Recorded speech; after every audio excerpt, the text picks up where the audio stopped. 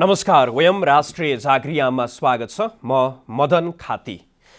दर्शकवृन्द, पछिल्लो समय देशको राजनीतिमा शक्तिको टकराव निकै पेचिलो रूपमा देखिएको छ।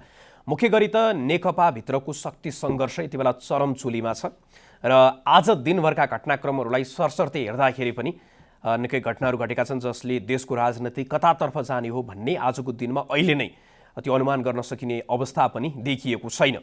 आज बिहान मात्र पुष्पकमल दाहाल प्रचण्ड, खास गरी नेकपाका कार्यकारी अध्यक्ष र ओली प्रधानमन्त्री निकटका नेताहरूसँगको भेटघाट, त्यसपछि मन्त्री परिषदको बैठकले अहिलेको बर्खे अधिवेशन अन्त्य गर्नु र त्यो सिफारिस गर्नु राष्ट्रपतिबाट त्यो आज नै अनुमोदन हुनु, त्यसपछि फेरि नेकपाको स्थायी समितिको बैठक, त्यति बेला प्रधानमन्त्री र कार्यकारी अध्यक्ष बीचको फेरि भेटवार्ता, फेरि प्रधानमन्त्रीले जसरी पछिल्लो राजनैतिक घटनाक्रमलाई अगाडि बढाउन खोजिराख्नु भएको छ, यो सन्दर्भमा नेकपाकै अर्का अध्यक्ष पुष्पकमल दाहालले राष्ट्रपतिसँग गर्नुभएको भेटघाटले अब के हुने हो भन्ने कुरा आम नागरिकमा यति बेला निकै चासोको रूपमा रहेको छ। त्यसको साथसाथमा नेकपाको स्थायी समिति बैठक पनि स्थगित गरिएको छ र शनिबार 11 बजेको लागि तोकिएको छ र भोलि दिनभर नै दुई अध्यक्ष बीच सहमतिको लागि भनेर समय छुट्याइएको छ। यसलाई दुवै पक्षले मिलेर जानुपर्ने र नेकपामा जुन प्रकारको अहिले सङ्कट आइपरेको छ त्यसलाई दुई अध्यक्षले मिलेर टार्नुपर्ने भन्ने कुरा पनि आइराखेको छ। तर बाहिरबाट हेर्दाखेरि नेकपामा जुन प्रकारको राजनैतिक सङ्कट देखिराखेको छ, एक समूहले अर्को समूहको अस्तित्व नै स्वीकार नगरिराखेको जुन परिस्थिति छ, यसले देशलाई नै कतातर्फ लाने हो भन्ने कुरा पनि आइराखेको छ। नेपालमा जसरी शक्ति सङ्घर्ष देखिराखेको छ, यो शक्ति सङ्घर्ष, यो टकराव, यो रस्साकसीको कारणले गर्दाखेरि भारत र भारतीय मिडिया पनि निकै खुसी भएको पनि देखिएको छ। उनीहरूले अहिले देखिएको जुन सङ्कटको स्थिति छ यसलाई आफ्नो जितको रूपमा, कूटनीतिक जितको रूपमा पनि अर्थाइराखेको पनि देखिएको छ। आज हामी यसै विषयमा यहाँहरूसँग यसलाई चाहिँ आम नागरिकहरूले कसरी बुझ्ने र त्यसको साथसाथमा अहिले देखिराखेका विभिन्न घटनाक्रमहरू जुन विकसित भइराखेको छ यसले देशलाई कहाँ पुर्याउँछ भन्ने सन्दर्भमा यहाँहरू समक्ष आज हामी अतिथिहरूसँग संवाद गर्दै यो विषयलाई मिहिन ढङ्गले खेलाउने र विश्लेषण गर्ने प्रयास गर्दैछौँ। र नेपाली कङ्ग्रेसले पनि जुन प्रधानमन्त्री मन्त्री परिषदको आजको जुन निर्णयपछि बर्खे अधिवेशन अन्त्य भयो, यो चाहिँ संसदीय प्रक्रिया अनुरूप नभएको भनेको छ भने अर्कोतर्फ संसदमै रहेको अर्को राष्ट्रिय दल जनता समाजवादी पार्टीले पनि यसलाई शक्तिको दुरुपयोगको रूपमा चाहिँ अर्थाइराखेको अवस्था छ। यसले चाहिँ हामीलाई कहाँ पुर्याउँछ, यो विषयमा संवाद गर्ने हामी प्रयास गरिराखेका छौँ। र यो विषयमा संवाद गर्नको लागि यति बेला हामीसँग साहित्यकार तथा राजनीतिज्ञ र वाम आन्दोलनका एक अग्रणी व्यक्तित्व हुनुहुन्छ मोदनाथ प्रसिद्ध। मोदनाथजी, यहाँलाई कार्यक्रममा स्वागत छ। धन्यवाद। अहिले जुन प्रकारको स्थिति नेकपा भित्र देखिराखेको छ, आम रूपमा अहिले कम्युनिस्टहरूको जुन सरकार अथवा वाम शक्तिहरू जसरी एकीकृत भइराखेको 2/3 निकटको बल पनि प्राप्त गरिराखेको 7वटा प्रदेशमध्ये 6वटामा आफ्नै सरकार, यो सहज अवस्थामा देशलाई विकासको बाटोमा अग्रसर गराउनु पर्नेमा नेकपा भित्रै जुन प्रकारको किचलो वा शक्ति सङ्घर्ष, रस्साकसी, टकराव देखिराखेका छ नि, यहाँले कसरी विश्लेषण गर्नुहुन्छ? यसले हामीलाई कहाँ पुर्याउला? अब यो राजनीतिमा के हुन्छ भने जब अनुकूल स्थिति हुन्छ त्यतिखेर सबै नेताहरू समग्र रूपमा आफ्नो ढङ्गले मिलेर अगाडि बढ्न चाहन्छन्। प्रतिकूल अवस्थामा भिन्न भिन्न पार्टीहरूको तर्फबाट भिन्न भिन्न विचारहरू जब आउँछन् त्यसको प्रभाव पार्टीभित्र पर्छ र यतिखेर चाहिँ सबभन्दा बढी एकताबद्ध भएर हामी जानुपर्ने र कसैसँग पनि विचलित नभएर आफ्ना विचारहरूलाई, आफ्ना आस्थाहरूलाई, आफ्ना योजनाहरूलाई राम्रोसँग अगाडि सार्नुपर्ने, पार्टीभित्र पनि पदीय हिसाबले चाहिँ कुनै अहिले विवाद नगर्नुपर्ने स्थिति अहिले हो र त्यस स्थितिबाट जाने हो भने निकै राम्रो हुन्छ। त्यसरी गइएन भनेदेखि अब एउटा राम्रोसँग बन्दै आएको पार्टी, अत्यन्तै चाहिँ शक्तिशाली भएको, सबै मिलेर आइराखेको पार्टीले पनि अलिकति फरक ढङ्गले अलग अलग बोल्ने प्रक्रिया ठिक भयो भनेदेखि त्यसले राम्रो हुँदैन।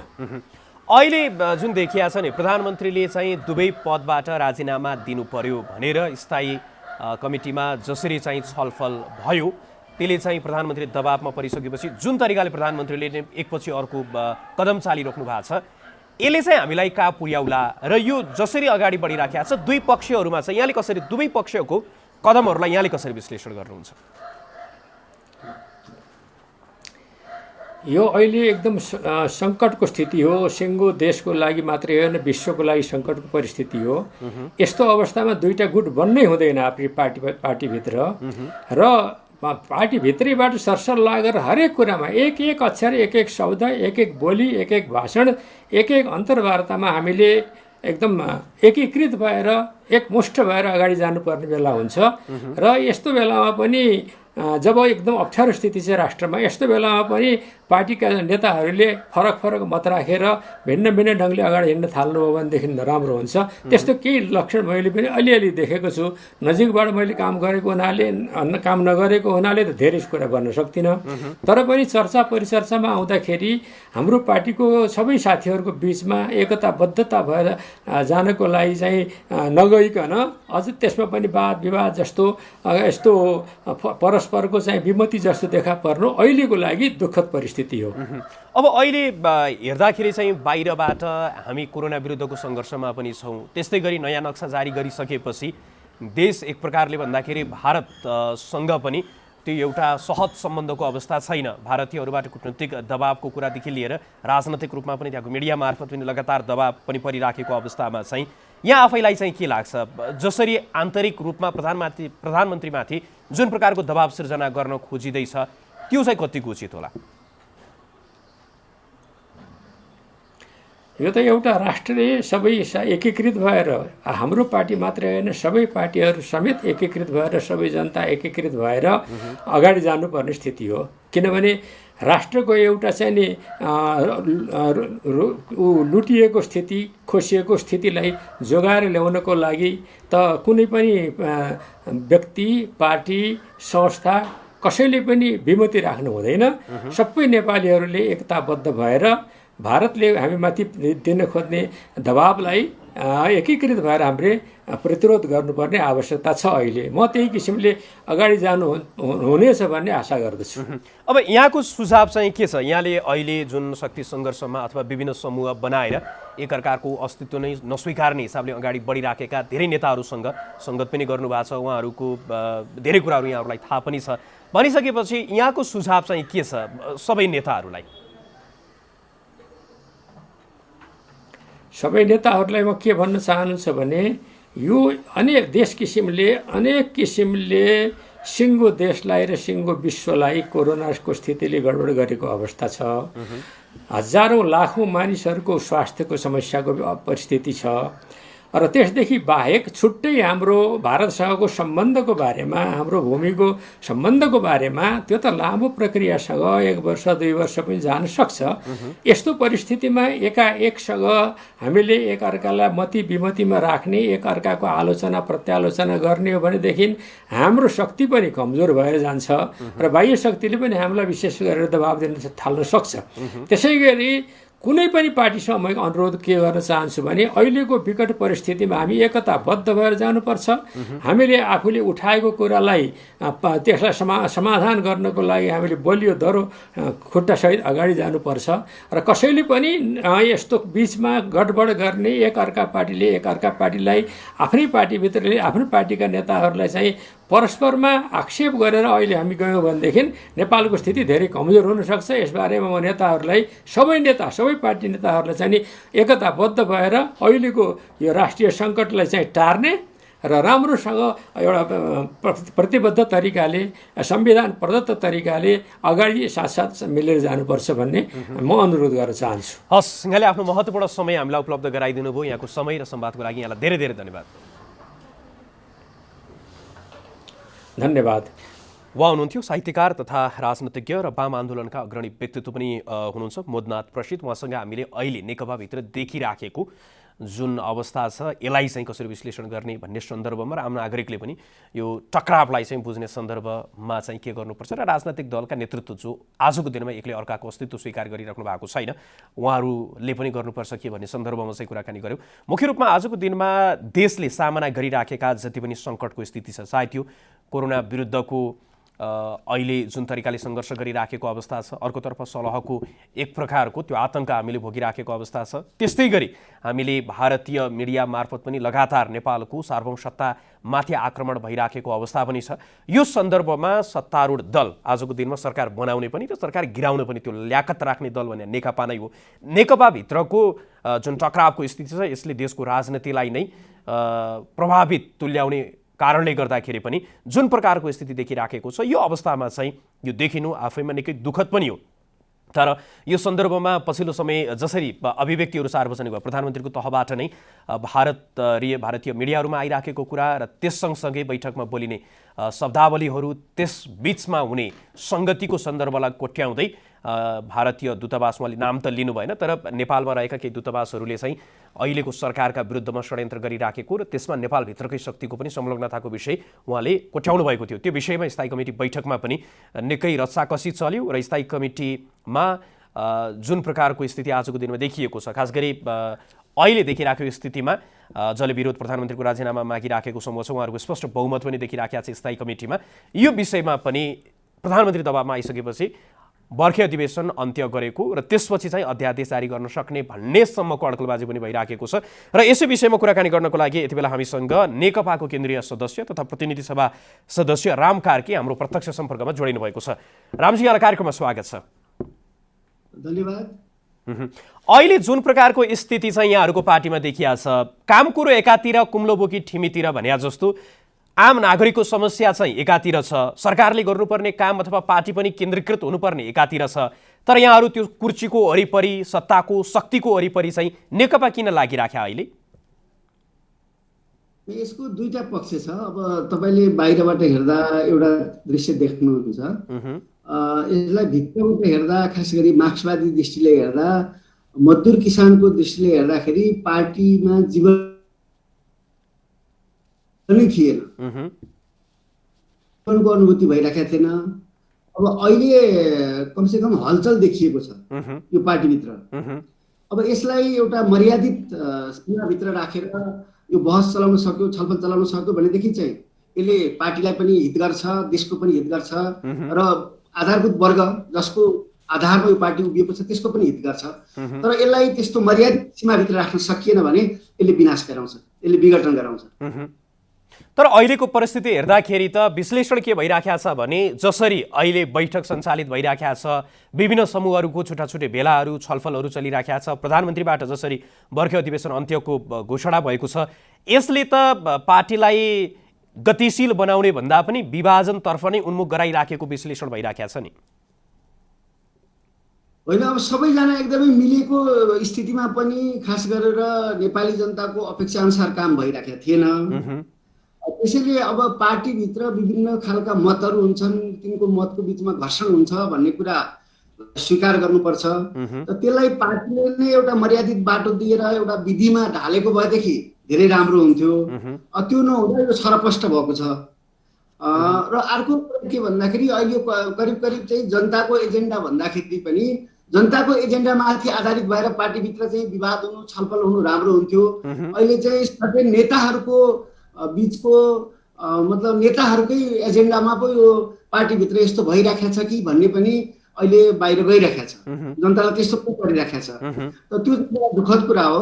तर अब मुख्य रूपमा मुख्य ठाउँमा हुनुभएको चाहिँ प्रधानमन्त्री र जो पार्टीको अध्यक्ष पनि हुनुहुन्छ, त उहाँले विवेकपूर्ण ढङ्गले अगाडि बढ्न सक्नु भएन भनेदेखि अब यो दुर्घटनाले चाहिँ स्वाभाविक रूपमा सबैलाई नोक्सान गर्छ र इतिहासले चाहिँ फेरि सबैको मूल्याङ्कन गर्छ। यहाँले चाहिँ के देख्नुहुन्छ अब स्थायी कमिटी बैठकले आजको दिनमा पनि भोलि दिनभर नै दुई अध्यक्ष बीच त्यो सहमतिको समय भनेर निर्धारण गरेको अवस्था छ र पर्सिको लागि चाहिँ फेरि बैठक बोलाएको अवस्था छ। यही स्थिति कायम रह्यो भने त स्थिति त झन् नकारात्मक बन्दै जाने। एकातर्फ चाहिँ भारतले पनि अहिले नेपालमा जुन विकसित भइराखेको घटनाक्रमलाई चाहिँ आफ्नो पक्षबाट विश्लेषण गरिराखेको छ, देशभित्र पनि त्यही प्रकृतिको गतिविधि हुँदै गर्दाखेरि यो बीचमा कुनै तादम्यता भएको प्रधानमन्त्रीले जुन आशंका गरिराख्नु भएको थियो त्यसमा चाहिँ यहाँको विश्लेषण के छ? त्यो एउटा बेग्लै पाटो हो। तर मुख्य रूपमा चाहिँ अब आफ्ना कमजोरीहरूको निम्ति अब अर्को कुनै मतलब एक्सक्युज बनाउनु राम्रो कुरा होइन। मुख्य रूपमा पार्टीलाई अवज्ञा गरिरहनु भएको छ, पार्टीलाई प्रधानमन्त्रीले वास्ता गरिरहनु भएको छैन भन्ने जुन चार्ज लाग्दै आएको थियो प्रधानमन्त्रीज्यूमा, आजका उहाँका थप कदमहरूले पनि त्यो कुरालाई झन् बढी चाहिँ बल प्रदान गर्यो। उहाँले पार्टीलाई वास्ता गर्नुहुन्न भन्ने कुरा, जस्तो अब सभामुखसँगै सल्लाह नगरिकन अथवा विपक्षी पार्टी प्रतिपक्षी पार्टीहरूसँग सम्पर्कै नगरिकन जुन ढङ्गले चाहिँ स्थगन गरियो, आज संसदमा थुप्रै चाहिँ अहिले पनि एजेन्डाहरू थिए, र यसलाई जुन स्थगन गरियो त यसले के देखाउँछ त भन्दाखेरि उहाँको जुन कार्यशैली हो, जुन कार्यशैलीमाथि अरू नेताहरूले प्रश्न उठाएका छन्, त्यो कार्यशैली त झन् अगाडि प्रकट भयो। तर अब त्यसको माझमा पनि प्रधानमन्त्रीलाई जुन प्रधानमन्त्री पदबाटै पनि र अध्यक्ष पद दुईवटै पदबाट चाहिँ उहाँले राजीनामा दिनुपर्ने भनिसकेपछि उहाँले यो कदम चाहिँ बाध्यतावश चालिराखेको विश्लेषण पनि भइराखेको छ। यसमा चाहिँ के छ, आजको दिनमा उहाँले दुईवटै पदबाट चाहिँ राजीनामा दिनु आवश्यक छ कि छैन, यहाँलाई के लाग्छ?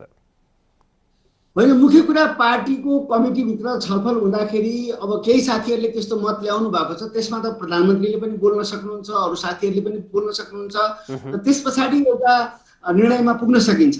तर पार्टीको निर्णयलाई पर्खँदै नपर्खने, पार्टीसँग कन्सल्टै नगर्ने जुन कार्यशैली देखिएको छ प्रधानमन्त्रीज्यूमा, त्यसलाई त कुनै पनि हिसाबले सही मान्न सकिँदैन। र यो नोक्सान हुनेछ नि, अब जो जति माथिबाट मतलब झर्छ त्यसलाई अब हामी त करिब करिब सडकमा भएका मान्छेहरू हौँ, त्यसैले माथि हुने मान्छेहरूलाई नै ठुलो चोट लाग्नेछ।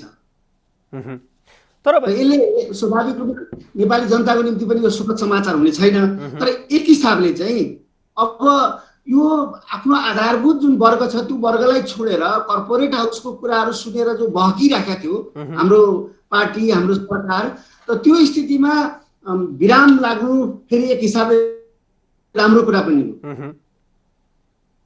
तर अब किनभने अब यो अहिलेको सङ्घर्षलाई स्वाभाविक रूपमा हामी जस्ता कार्यकर्ताले त्यो ठाउँमा लैजान चाहन्छौँ र वैचारिक सङ्घर्ष होस् जहाँ जनताका मुद्दाहरू आउन्।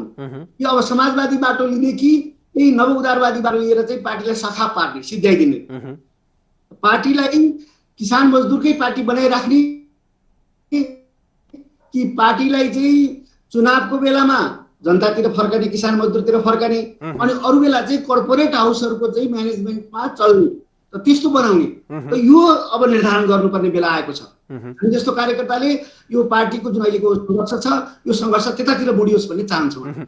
अब यहाँले जुन भन्नुभयो नि चुनावको बेलामा चाहिँ जनतातर्फ र अघि पछि चाहिँ कर्पोरेटहरूबाट चाहिँ सञ्चालित भइराख्यो भन्ने कोणबाट यही विषयमा चाहिँ सरकारको तर्फबाट आउने कुरा चाहिँ पार्टीले सरकारले गरिराखेका काम कारबाहीको सन्दर्भमा पनि खुलेर समर्थन गरेन र जुनसुकै कुरालाई पनि अतिरञ्जित तरिकाले व्याख्या गरियो। जसरी चाहिँ विपक्षीबाट कुराहरू आइराखेका छ पार्टीभित्रैबाट त्योभन्दा झन् चर्को रूपमा सरकारले जुनसुकै कदमहरू चाल्दै गर्दाखेरि पनि त्यसका नकारात्मक कुराहरू मात्र बाहिर ल्याइयो भन्ने कुरा छ। अलि स्पष्ट ढङ्गले यहाँले जुन कुरा गर्नुभयो नि कर्पोरेटहरूबाट चाहिँ सरकार सञ्चालित भयो, कुन कुन मुद्दामा कुन कुन विषयमा कसरी चाहिँ सरकार त्यहाँबाट सञ्चालित भएको यहाँको विश्लेषण हो? अब एउटा कुरा त सरकारलाई हेर्ने भनेको त्यसको बजेटमा, त्यसको नीतिमा हो। सरकारले ल्याउने भने दुईटा चिज हो, एउटा नीति लिएर आउँछ, एउटा बजेट लिएर आउँछ। तर त्यो नीति र बजेटले मजदुर र किसानलाई चिनिराखेका छैन। नेपालको सबभन्दा प्राथमिकता, नेपालको डेभलपमेन्टको सबभन्दा ठुलो पिलर भनेको, सबभन्दा खम्बा भनेको, ठुलो खम्बा भनेको चाहिँ यहाँको शिक्षा र स्वास्थ्यमा परिवर्तन ल्याउने, शिक्षा र स्वास्थ्य नीतिमा परिवर्तन ल्याउने। त्यस पछाडिको अर्को कदम भनेको कृषि हुन्थ्यो र अहिलेको कोरोनाले त कृषिप्रतिको हाम्रो प्राथमिकतालाई झनै बढाइदिएर गएको छ।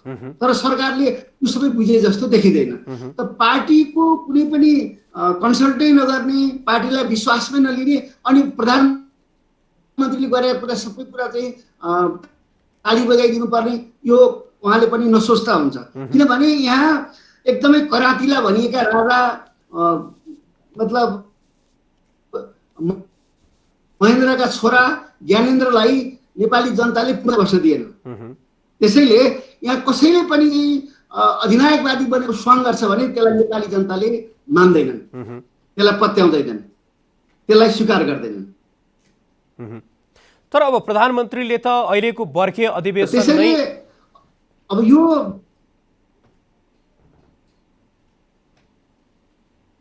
प्रधानमन्त्रीले आजको दिनमा चाहिँ बर्खे अधिवेशन नै अन्त्य गरेर यसको धेरै कोणबाट विश्लेषण भइराखेको छ। तर स्पष्ट रूपमा देखिने र आम नागरिकले पनि बुझ्ने भने यो गरिसकेपछि चाहिँ प्रधानमन्त्रीले अध्यादेश मार्फत अब राजनैतिक दल विभाजन सम्बन्धीको अध्यादेश ल्याउन पनि यसले सहज तुल्यायो।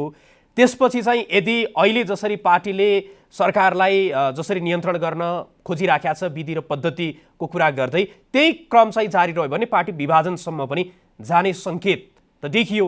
त्यसले त झन् अहिलेको जुन स्थिति छ योभन्दा पनि नकारात्मक स्थिति ल्याउने हो कि भन्ने विश्लेषण भइराखेको छ। अहिलेसम्म त अब मेरो रायमा त अहिले पनि मलाई के लाग्छ भने अब एक पक्षले अर्को पक्षलाई तर्साउने मात्रै कोसिस गरिराखेको छ जस्तो लाग्छ। किनभने आफ्नै सर्वनाशमा कसले हस्ताक्षर गर्ला त प्रधानमन्त्री र प्रधानमन्त्रीलाई चाहिँ जसले सघाइरहनु भएको छ उहाँहरूलाई पनि राम्रो थाहा छ कि अहिले हतारमा केही त्यस्ता अप्रजातान्त्रिक निर्णयहरू उहाँहरूले गर्नुभयो भने त्यो सर्वनाशतिरै जाने हो। त्यसले दीर्घकालीन रूपमा समाप्त नै गरिदिनेछ। त त्यसो हुनाले मलाई लाग्छ त्यहाँ पनि सुझाव भएका साथीहरू हुनुहुन्छ उहाँहरूले यस्तो चाहिँ सेल्फ सुसाइडल चाहिँ मतलब आत्मघाती काम गर्नुहुने छैन। र अब अर्को पक्षमा रहनुभएका साथीहरूले पनि संयमित भएर एउटा पार्टीलाई फेरि ठिक कोर्समा, किनभने यो सबै विकृति, यो सबै विसङ्गति, यो सबै छाडापना, यो सबै चिज आएको कारण के हो भने हामीले एक पछि अर्को गल्ती गर्दै गयौँ। हामीले पार्टीभित्र कहिले पनि वैचारिक राजनीतिक ढङ्गले सङ्घर्ष गरेनौँ। वैचारिक राजनीतिक ढङ्गले चाहिँ मतमतान्तर गर्ने, वैचारिक समूहहरू बनाउने काम गरेनौँ। हामी विभिन्न स्वार्थहरूमा चाहिँ जोडियौँ र स्वार्थ समूहहरू बने। त्यसको आज परिणाम देखा परेको छ। त यो कुरालाई यो नेकपाका सबै नेता कार्यकर्ताले रियलाइज गर्नुपर्छ। मलाई त के लाग्छ भने त्यो एउटा कथा छ नि कि दुधको पोखरी बनाउने भन्ने प्रतिबद्धता भयो, तर सबैले बजारमा गएर चाहिँ पानी हाले पोखरीमा, अनि भोलिको बिहान हेर्दाखेरि त पोखरी त पानीको बन्यो। त्यसपछि ह्यालास भयो जस्तो स्थिति छ अहिले। त त्यसले गर्दाखेरि सबैले नै आफ्नो ढङ्गले आफ्नो ठाउँमा आत्मालोचनाको स्पिरिट सहित, लेलिनवादी आत्मालोचनाको स्पिरिट सहित अगाडि बढ्ने कोसिस गर्नुपर्छ र नेपाली जनताको अगाडि एजेन्डा राखिदिनुपर्छ।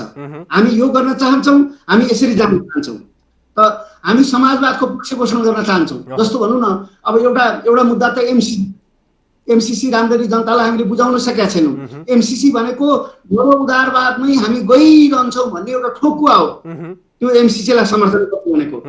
त यस्ता कतिपय मुद्दाहरू छन् र त्यो मुद्दाहरू अब जनताको अगाडि राखिदिनुपर्छ। वैचारिक राजनीतिक ढङ्गले चाहिँ छलफलहरू चलाउनुपर्छ। र मैले अघि नै भनिसकेँ कि अहिले जुन आज अन्तर्विरोध देखा परेको छ त्यसलाई एउटा मर्यादित सीमाभित्र राख्ने कोसिस गर्नुपर्छ। अब अहिले नेताहरूको अहिले यहाँहरूले जसरी सरकारको काम कारबाहीलाई आलोचनात्मक कोणबाट हेरिराख्नु भएको छ, सरकारको तर्फबाट आउने तर्क भने चाहिँ अधिकांश नेताहरूमा व्यक्तिगत त्यो इगो चाहिँ देखियो। सरकारप्रति कसैलाई सरकारमा सहभागिता जनाउन नपाएको इगो, कसैलाई कुनै निश्चित चुनावमा चाहिँ हारेको इगो, कसैलाई कार्यकारी भूमिका चाहिँ प्रभावकारी ढङ्गले निर्वाह गर्न नपाउँदै गर्दाखेरिको इगो। त्यस कारणले गर्दाखेरि प्रधानमन्त्रीमाथि यो बाहिर ल्याइराखेका सैद्धान्तिक कुराहरू चाहिँ आवरण मात्र हो, भित्री कुरा चाहिँ इगोको टसल हो भन्ने कुरा आइराखेको छ। अब यसलाई चाहिँ यहाँले कसरी प्रतिवाद गर्नुहुन्छ? के हो स्थिति? व्यक्तिको कुरा गर्न जाने हो भनेदेखि व्यक्तिका धेरै कुण्ठा होलान्, धेरै असन्तुष्टि होलान्, कतिपय रिस राग होला, कतिको प्रेम होला, आसक्ति होला, धेरै चिज देखिएको छ होइन। तर मुख्य कुरा के हो त भन्दाखेरि पार्टीको सरकार बनिसकेपछि सरकारले जुन समाजवादी तरिकाले नीति बनाउनु पर्थ्यो, कार्यक्रम बनाउनु पर्थ्यो, बजेट बनाउनु पर्थ्यो, त्यतातिर त जाँदै गएन नि त। समाजवादी नीति बनाउने तरिका, समाजवादी सरकारले चाहिँ बजेट ल्याउने तरिका नै फरक हुन्छ नि त। त्यसले त लाखौँ लाख जुन हाम्रा कार्यकर्ताहरू छन् तिनीहरूसँग पनि छलफल गराएर नेपालको शिक्षालाई कसरी चाहिँ हामीले रिकन्स्ट्रक्ट गर्न सक्छौँ, हाम्रो जनस्वास्थ्य नीति के हुनुपर्छ, हामीले सुरुमै यो टावर बनाउने काम छोडेर, यी हावाजारी गफहरू छोडेर चाहिँ हामीले शिक्षा र स्वास्थ्यमा ध्यान दिएको भएदेखि यो 2.5-3 वर्षमा चाहिँ नेपालको शिक्षा र स्वास्थ्यको स्थिति त यो कुरा त स्वीकार गर्नु पर्यो नि त। सरकार कता गयो? अब यहाँले जुन कुरा उल्लेख गरिराख्नु भएको छ, स्वास्थ्यको कुरा, शिक्षाको कुरा, यही कुरामा चाहिँ विवाद भएर, बहस भएर दुई पक्ष बीच यो स्थिति आएको भए त धेरैले सहज रूपमा स्वीकार्थे पनि होला। तर यहाँ त कुरा के आइराखेको छ भने प्रधानमन्त्रीको त्यो भारतलाई जोडेर आइराखेको अभिव्यक्ति, त्यसपछि फेरि त्यसको साथसाथमा प्रधानमन्त्रीले बेला बेलामा गर्ने टिप्पणीहरूको कुरा, एमसीसीको विषय बेला बेलामा जोडिएर आइराखेको छ, सरकारको काम गर्ने, यी कुराहरूलाई चाहिँ केन्द्रमा राखेर चाहिँ बहस भइराखेको र अहिले पनि त्यसैको जुन पछिल्लो अवस्था छ त्यसलाई चाहिँ केन्द्रमा राखेर भइराखेको छ नि त फेरि बहस त होइन। अब अहिले उहाँ चाहिँ कार्यकारी ठाउँमा हुनुहुन्छ कमरेड ओली, त्यसले गर्दाखेरि स्वाभाविक रूपमा उहाँको काम कारबाही प्रष्ट देखिन्छ, अहिले सबै जनताले देख्न पाउँछन्। अब अरू नेताहरू पृष्ठभूमिमा हुनुहुन्छ त ती कुराहरू पनि होलान्। मैले भने नि व्यक्तिगत रूपमा को कमी कमजोरी भन्ने त्यसलाई रिभ्यू गर्ने कुरा एउटा कुरा हो, तर मुख्य रूपमा त पार्टी समाजवादी बाटोतिर हिँडेन। र अब यता यो कर्पोरेट हाउसको बाटोतिर कर्पोरेट हाउसले दिएको दम दिने अनि त्यसैमा चाहिँ घुम्ने खालको जो स्थिति बन्यो, त्यसको निमित्त हाम्रो अध्यक्ष प्रधानमन्त्री जिम्मेवार हुनुहुन्छ नि त। त उहाँले त्यो प्रयास गर्दाखेरि, पार्टीलाई समाजवादी दिशामा लैजाने प्रयास गर्दाखेरि अरू कमरेडहरूले, अरू सिनियर कमरेडहरूले बाधा दिएको भएदेखि एउटा ठुलो मुद्दा बन्न सक्थ्यो। अहिले कमरेड ओलीको पक्षमा देशका सबै लाखौं किसान मजदुरहरू चाहिँ अगाडि आउँथे, तर त्यो भएन, दुःखद कुरा। र अर्को पक्षले पनि वैचारिक राजनीतिक कुरालाई चाहिँ एउटा मुद्दा बनाउन चाहिँ नसकेको हो। भन्दा अहिले तपाईँले भन्नुभयो जस्तै नेताहरूको व्यवस्थापनको कुरोमा पो पार्टी फुट्दैछ, पार्टीमा चाहिँ विवाद चर्कियो भने जस्तो पर्न गएको छ। यसको साथसाथमा अहिले यहाँले सत्ता पक्ष अथवा सरकारबाट आम पार्टीसँग त्यस्तै गरी नागरिकहरूसँग पनि सम्बन्ध स्थापित नभइराखेको भन्दै गर्दा पार्टीकै अर्को पक्षले चाहिँ औपचारिक बैठकहरू भन्दा समूहगत भेलाहरू गर्ने, त्यसपछि उक्त निर्णय चाहिँ बैठकमा गएर चाहिँ त्यो कुरालाई फेरि त्यहाँ चाहिँ प्रतिबिम्बित गर्ने, त्यसले गर्दाखेरि पनि प्रधानमन्त्रीले अपमानित भएको महसुस गर्नुभयो। त्यस कारणले गर्दाखेरि यो पछिल्लो घटनाक्रम त्यसैकै परिणाम हो भन्ने कुरामा चाहिँ यहाँ के भन्नुहुन्छ? झम्सीखेलको बैठकको कुरा वा त्योभन्दा अगाडिदेखि नै त्यो प्रकारका समूहगत छलफल बहस त भइराखेको छ। अब एउटा कुरा त के भने, यो महान नेपाली जनता हो, यहाँको किसान र मजदुर हो, जसले एकदमै ड्वार्फ पुरा मान्छेहरूलाई चाहिँ नेपालको राजनीतिको शीर्ष ठाउँमा पुर्याइदियो। यो कुरा कहिले बिर्सन हुँदैन। उहाँको आज यो अहङ्कार किन पलायो म त छक्क पर्छु। उहाँहरूमा त विनम्रता हुनुपर्ने हो कि धन्य नेपाली जनता जसले अब पिँधमा रहेका, अब्स्क्योरमा रहेका, परिचय नभएका मान्छेहरूलाई देशको राष्ट्रिय राजनीतिको शिखर ठाउँमा पुर्याइदियो। त त्यो किसान मजदुरलाई बिर्सेर उहाँहरूमा यो खानदानी युगो कहाँबाट आयो, यो खानदानी अहङ्कार कहाँबाट आयो, कसरी खानदानी बन्नुभयो उहाँहरू? त यो बडा अचम्म लाग्दो कुरा छ। नेपाली जनताले यो सबै कुरालाई हेरिराखेको छ, नेपाली जनताले हेरिराखेको छ। त्यसो हुनाले स्वाभाविक रूपमा अब अहिले देख्दाखेरि प्रधानमन्त्रीको कार्यशैली सबभन्दा चाहिँ बिज्ने बनेको छ, किनभने सबैलाई उपेक्षा गर्दै उहाँ अगाडि बढ्न खोजिरहनु भएको छ। अब यो दम्भ, यो शक्ति टिक्ने कुरा होइन। त्यसले गर्दाखेरि यो कुरा रियलाइज गर्नुपर्छ। जो प्रधानमन्त्रीको पक्षमा रहनुभएका कमरेडहरू हुनुहुन्छ, उहाँहरूले प्रधानमन्त्रीलाई यसमा कन्भिन्स गर्नुपर्छ र पार्टीको मर्यादाभित्र उहाँ आउनुपर्छ। यता अरू साथीहरूले पनि त्यो गर्नुपर्छ। जहाँसम्म तपाईँले ठाउँ ठाउँमा भेला गुट भयो भनेर भन्नुहुन्छ, त्यो त हेर्नुहोस्, त्यो मान्नुपर्छ कि यो मोनोलिथिक पार्टी हुन सक्दैन। स्टालिनले त्यो एउटा निरर्थक प्रयास गरे, जसले गर्दाखेरि सोभियत सङ्घ लास्ट ठाउँमा गएर विघटन भयो। कि पार्टी भनेको एक मना एउटै चाहिने, मतलब उसमा कवादमा हिँड्ने हुँदैन। पार्टीमा विभिन्न प्रकारका मत हुन्छन्, विचार हुन्छन्। तपाईँले त्यसलाई वैचारिक ढङ्गले अगाडि बढाइदिनु भयो भने त्यो वैचारिक राजनीतिक समूह बन्छ। अब त्यो बनाउन सक्नु भएन भने त्यो चाहिँ स्वार्थी समूहहरू बन्छ। मतलब कसको खेती एकातिर छ भने त्यहाँ गुट बन्ने, कसैको नातागोता एकै ठाउँ छ भने नातागोताको गुट बन्ने, अथवा कुन कङ्ग्रेसमा कसले कता हात उठाएको थियो त्यसको आधारमा गुट बन्ने गर्छ। त वैचारिक राजनीतिक समूह बन्न त दिनु भएन नि त नेताहरूले। आज त 3 वर्ष जति भइसक्यो, त यो 2-3 वर्षको अवधिमा चाहिँ वैचारिक राजनीतिक एउटा फोरम बनाएर नेपालको विभिन्न विषयमा, नेपालको विकासको स्ट्राटेजीको बारेमा, हाम्रो विकास रणनीति कस्तो हुन्छ भन्ने विषयमा छलफल गराइदिएको भए त वैचारिक समूहहरू बन्थे, त्यो स्वस्थ पनि हुन्थ्यो। यति अमर्यादित, यति घिनलाग्दो त हुँदैन थियो। अब यही परिप्रेक्ष्यमा चाहिँ म कार्यक्रमको लगभग अन्त्यतिर पनि छु। यहाँले अन्तिममा बताइदिनु पर्यो, अहिले जुन प्रकारको स्थिति नेकपाभित्र देखिराखेको छ, यसले चाहिँ छिमेकीहरू बडो उत्साहित भइराखेको पनि देखिराखेको छ। भारतीय मिडियाहरूमा आइराखेको कुरा र त्यहाँ नेपालको विषयमा जानकार भन्नेहरूले नेकपाभित्रको किचलोलाई चाहिँ आफ्नो पक्षमा चाहिँ राम्रोसँग व्याख्या विश्लेषण गरिराखेका छन्। नेपालभित्र फेरि प्रधानमन्त्रीले राष्ट्रवादलाई आफ्नो रक्षा कवच बनाउन खोज्नुभयो भन्ने कुरा पनि आइराखेको छ। भनिसकेपछि यो विषयलाई चाहिँ हामीले कसरी हेर्ने? अन्तिममा चाहिँ अब भारतसँग त एकजुट भएर अगाडि बढ्नुपर्ने अवस्थामा यो भारतकै कारणले भन्ने प्रधानमन्त्रीको अभिमत र अर्कोतर्फ प्रधानमन्त्रीले फेरि राष्ट्रवादलाई रक्षा कवच गराउन खोज्नुभयो भन्ने अर्को अभिमत, यहाँको चाहिँ के छ? हामी कसरी जानुपर्छ? हामी मार्क्सवादीहरूले हेर्ने कुरा के हो भने भारत पनि दुईटा छ। एउटा त्यहाँको जनता जो नेपालका मित्र छन्, जसले नेपालको क्रान्तिमा, नेपालको सङ्घर्षमा, नेपालको जहिले पनि साथ दिएका छन्, सहयोग गरेका छन्।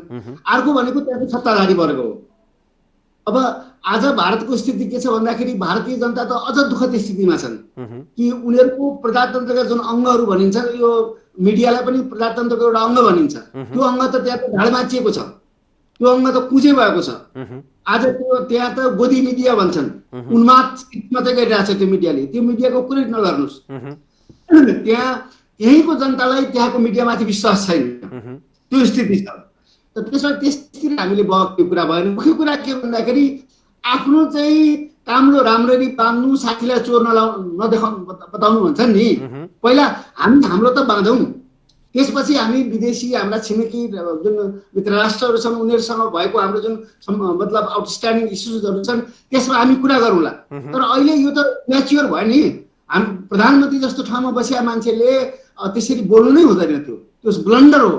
अन्तर्राष्ट्रिय राजनीतिको हिसाबले त्यो ब्लन्डर गर्नु भएको छ प्रधानमन्त्रीले। अबको निकास चाहिँ के त? यो जुन गतिरोध देखिराखेको छ रसाकसीको, यसको निकास चाहिँ यहाँ के देख्नुहुन्छ? प्रधानमन्त्रीले दुवै पदबाट राजीनामा हो वा एक पदबाट राजीनामा हो वा अहिले जे जस्तो देखिराखेको छ यसमै आत्मआलोचना गरेर अगाडि बढ्दाखेरि निकास निक्लने देख्नुहुन्छ? तीनवटा विकल्प या अरू विकल्प पनि छ? सबभन्दा पहिलो विकल्प भनेको र त्यो मात्रै विकल्प हो, देयर इज नो सब्स्टिट्युट, त्यसको कुनै अर्को विकल्प छैन कि पहिलाका नेताहरू शान्त दिमागले बस्नु पर्यो, यो आत्मविनाशको बाटो रोक्नु पर्यो। यो एकले अर्कोलाई तर्साउने, संसद विघटनका हल्ला गर्ने, पनि के को हल्ला गर्ने, कहाँबाट आउँछ त्यो ताकत? कति दिन टिक्छ त्यो? हामी त कम्युनिस्ट पृष्ठभूमि छ, हामी पिनोसे बन्न सक्दैनौँ। सबैले बुझ्नु पर्यो। हामी कुनै आर्मी अफिसरबाट चाहिँ आएर यहाँ बनेका होइनौँ, सरकारमा पुगेका होइनौँ। हामी भन्ने त कम्युनिस्ट इतिहास छ, रक्तरञ्जित इतिहास बोकेर आएको। हामीलाई त्यो गर्ने छुट छैन।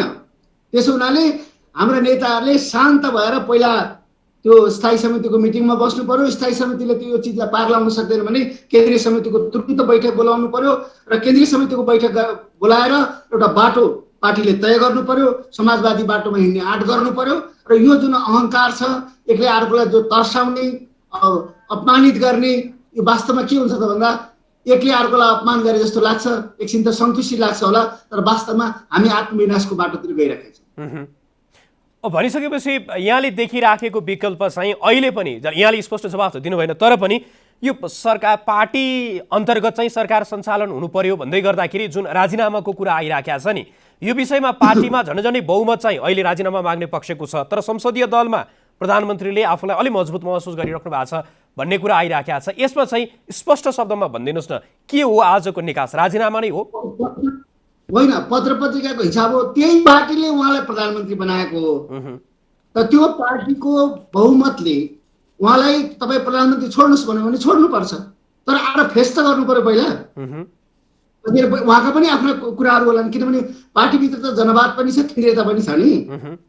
उहाँको जनवादी अधिकार उहाँले उपयोग गर्न सक्नुहुन्छ, उहाँले भन्न सक्नुहुन्छ, स्पष्टीकरण दिन सक्नुहुन्छ।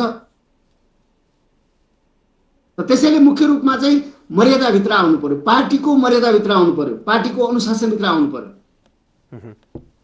हस्, यहाँले आफ्नो महत्त्वपूर्ण समय हामीलाई उपलब्ध गराइदिनु भयो र पछिल्लो समय देखिएका विभिन्न जिज्ञासाको सम्बोधन गर्ने प्रयास पनि गरिदिनु भयो। यहाँको महत्त्वपूर्ण समय र संवादको लागि यहाँलाई धेरै धेरै धन्यवाद रामजी।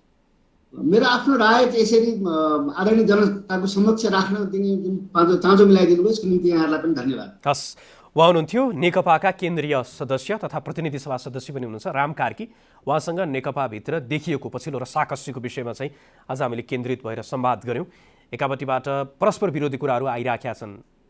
जो प्रधानमन्त्रीको पक्षमा हुनुहुन्छ उहाँहरू नेकपाभित्रैका, उहाँहरूले कुनै पनि दुवै पदबाट राजीनामा दिनु हुँदैन र आजको दिनमा प्रधानमन्त्री जसरी अगाडि बढिराख्नु भएको छ राष्ट्रियताको कुरा लिएर। त्यसलाई मजबुत बनाउन पनि प्रधानमन्त्रीलाई सहज ढङ्गले काम गर्ने वातावरण गराइदिनु पर्यो भन्ने उहाँहरूको तर्क छ भने अर्कोतर्फ प्रधानमन्त्रीले अहङ्कारयुक्त बाणीहरू लगातार अभिव्यक्त गरिराख्नु भएको छ र त्यसको साथसाथमा काम कारबाही पनि पार्टीलाई नटेडिकन एकलौटी ढङ्गले अगाडि बढाइराख्नु भएको छ। यो अहङ्कार चाहिँ अब कायम हुनु हुँदैन। त्यसकारणले गर्दाखेरि प्रधानमन्त्रीलाई कतै न कतै रूपमा पार्टीले नियन्त्रण गर्नुपर्छ र पार्टीले अराएको काम चाहिँ प्रधानमन्त्रीबाट सम्पादित हुनुपर्छ भन्ने तर्क पनि बडो बलशाली भएर आइराखेको छ। र पछिल्लो समय अब पार्टीलाई हेर्ने हो भने त प्रचण्ड कार्यकारी अध्यक्ष पुष्पकमल दाहाल प्रचण्ड, त्यस्तै गरी पूर्व प्रधानमन्त्री झलनाथ खनाल, त्यस्तै गरी पूर्व प्रधानमन्त्री माधव कुमार नेपाल, उपाध्यक्ष वामदेव गौतम नेताहरू एक ठाउँमा हुँदै गर्दाखेरि उहाँहरूकै बहुमत पनि देखिन्छ। तर सरकारको साथसाथमा राष्ट्रपति पनि र प्रधानमन्त्री पनि एक ठाउँमा हुँदै गर्दाखेरि स्थिति झन् टकरावपूर्ण हुने हो कि नसोचेको त्यो राजनैतिक दुर्घटना घट्ने हो कि भन्ने आशंका पनि भइराखेको छ। तर आम नागरिकको पक्षबाट कुराकानी गर्दाखेरि सबै नेताहरू मिलेर जानु नै आजको दिनमा चाहिँ देश र नागरिकको हितमा हुनेछ भन्ने चाहिँ आम नागरिकले महसुस गरिराखेको कुरा यही नै रहेको छ। आजको लागि वयम राष्ट्रिय जागृयामलाई निर्धारित समय सकिएको छ। जनताद्वारा जनताका लागि प्रसारित जनता टेलिभिजन हेरिरहनुहोस्। नमस्कार।